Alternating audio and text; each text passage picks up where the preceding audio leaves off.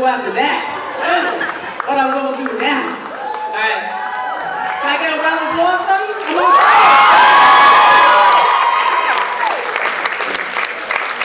All right, so like I said, my name is Mase III. I have this little chapbook because me and my friend Darian over here, we got to get back to Philly tonight. So if you want to support us getting back on the bus to the wonderful land of Philadelphia, you can buy a chapbook. How great is that? Everyone say chapbook? Chapbook. Yay, okay. So this piece I'm going to do, I feel kind of guilty doing it after children. I do. I feel really guilty. I'm going to do it anyway. So I write a lot about relationships that I've been in. This particular relationship I was in, in most relationships, you don't just meet, your partner, you're not just hanging out with that person, but you're interacting with their friends, you're interacting with their community members. And this particular person I'm going to dedicate this to is the neighbor of my ex-girlfriend, because we had some really good conversations about acceptance as the theme today. And this piece is called Neighbors. To the woman that frequents my girlfriend's apartment complex with a stank face that always reads, "Here come that gay bitch again." I want you to know that I get it. You are not used to gay people. They've been the stuffing that jokes whispered on sidewalks and behind the backs of strangers are made of. Not real, not very tangible, not even very human. As a teenager, my father, at least the way I imagined him, would tell me things like, we are all the same. And anyone that didn't like me because I was gay was simply just ignorant of that fact. Black, white, gay, straight, we are all the same, like a hand-holding, multiracial, we are the world, section in different block party. Yeah. My father was pretty corny like that, but you, my friend, are more right than my father ever was, even his imaginary parts. You see, there is a very distinct difference between gay people and straight people that is so slight, I'm glad and a bit surprised that you noticed it. You see, gay people just fuck better. And I know you know that because you live next door. And the particular intensity of anger you are expressing comes from a very focused type of sexual frustration that can lead to ailments such as delusions of heterosexual grandeur, snow lips, and rampant unchecked homophobia that leaks out into cultural norms as emotional and physical transgressions from a lack of clitoral release. If I were you, I'd hate gay people too. Because we have been interrupting quiet nights at home with your cat and repeat episodes of Meet the Brown, America's Next Top Model, and The Housewives of Orange County. That is some seriously important shit.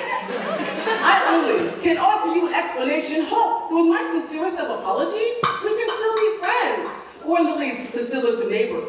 I understand the other day you asked my girlfriend, why are you gay anyway? You're too pretty for that. And you're right. She's very pretty, gorgeous, in fact, and I find her attractive in a way that, frankly, makes me a little sad you're not getting the same attention at home. I mean, here we are insensitively cranking up the noise day by day, and I haven't heard so much of the mouse squeaking through the walls of your place since I got here. Is everything okay? Most of us gays double as therapists on the side or experts at talking about our feelings, so you shouldn't feel ashamed. Just let it out. I, of course, am here for you. Men and women together is just unnatural. I mean, a better question is not, why are you gay, but rather, why do you fuck so much and so good when I'm trying to sleep in the four corners of my mind? See, I added that last part because every time you say you were gay, I can see behind those perverted eyes, your ass is only thinking about sex. To the point I often wonder if my butt looks good in your preoccupied heterosexual fantasies. So, let me answer both those questions for the two of us, okay? Of course it does. And I don't fuck more. I fuck harder. I fuck harder for my mother slapped me across the face at Christmas for looking like a boy. I fuck harder for the boy that thought he could fuck the gay out of me. I fuck harder for the 13-year-old trans girl to prostitute because her parents forced her to sleep on the streets. I fuck harder because Ugandan activists like David Cato don't deserve to die at the hands of American evangelism. I fuck harder because my country thought it was more important for me to die in the military than to live in holding matchable equal job and housing protection. I fuck harder because the transgender life expectancy in this country is only 37, so don't blink, I might not be here much longer, and I fuck harder to prevent from forgetting that the ability to come into the warmth of your partner from the cold of outside is a luxury not everybody else is allotted, so I'll fuck harder to let her know that this very moment is sacred, and I fuck harder, because every time a post-night trans fat crust, a motherfucking fairy gets its wings. So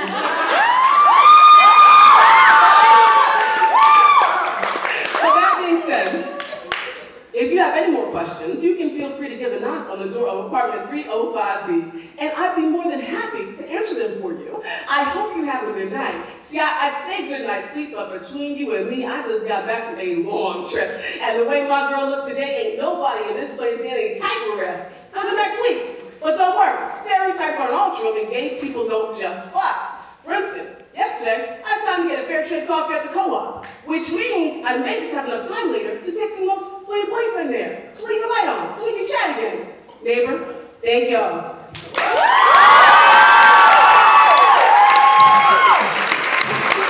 Again, my name is Mase III. You can go online, check my website out. J as in Jay, M as in magic, A as in assassin, S as in spiritual, I don't know. E as in eager, and 3 I's like the Roman numerals, so check me out, and I'll catch y'all later.